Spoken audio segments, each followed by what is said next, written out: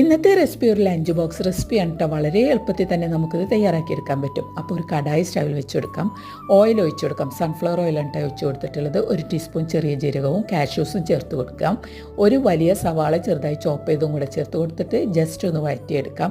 എന്നിട്ട് 1 ടീസ്പൂൺ ഇഞ്ചി ചതച്ചതും 4 പച്ചമുളക് കട്ടാക്കിയതും കൂടെ ചേർത്ത് കൊടുക്കാം. എന്നിട്ടൊന്ന് വഴറ്റിയെടുത്ത ശേഷം അതിലേക്ക് 1 ടീസ്പൂൺ സാമ്പാർ മസാലയാണ് ചേർത്ത് കൊടുക്കുന്നത്. അല്പം കായപ്പൊടിയും കൂടെ ചേർത്ത് കൊടുക്കാം. എന്നിട്ടൊന്ന് വഴറ്റിയ ശേഷം 2 ക്യാരറ്റ് ഇതുപോലെ ഗ്രേറ്റ് ചെയ്തും കൂടെ ചേർത്ത് കൊടുത്തിട്ട് അല്പം ഉപ്പും കൂടെ ചേർത്ത് കൊടുക്കാം കേട്ടോ. എന്നിട്ട് ഒരു ചെറുനാരങ്ങയുടെ നീരും കൂടെ ചേർത്ത് കൊടുക്കാം. എല്ലാം കൂടെ നന്നായിട്ട് മിക്സാക്കിയ ശേഷം അതിലേക്ക് ഉപ്പിട്ട് കുക്കാക്കി വെച്ച ബസ്മതി റൈസ് ചേർത്ത് കൊടുത്തിട്ട് നന്നായി മിക്സാക്കി എടുക്കാം. 1 ടീസ്പൂൺ നെയ്യും കൂടെ ചേർത്ത് കൊടുക്കാം കേട്ടോ. എന്നിട്ട് മല്ലിയില ചേർത്ത് കൊടുക്കാം. എന്നിട്ടൊന്ന് മിക്സാക്കി എടുക്കാം. നല്ലൊരു അടിപൊളി റൈസാണ്. അപ്പം കുട്ടികൾക്ക് വളരെ ഇഷ്ടപ്പെടും. അപ്പോൾ ഇത്രയേ ഉള്ളൂ. Bye bye. Thank you.